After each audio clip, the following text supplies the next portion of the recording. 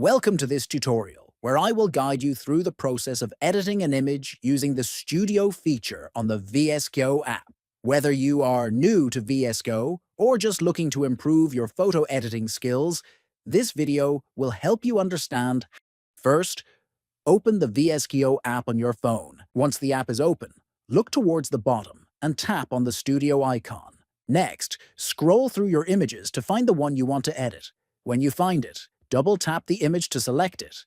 Then, look for the Edit icon at the bottom and tap on it to open the editing tools. Once you're in the editing mode, you will see various presets and tools that you can use to enhance your photo. Some of these tools require a VSCO membership to unlock.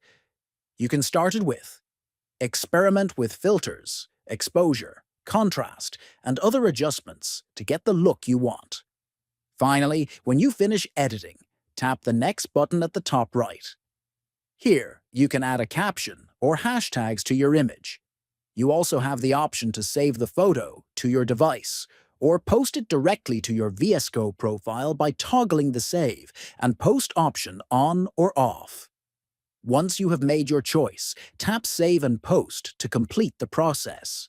Thank you for watching, and be sure to try these features on your next edit.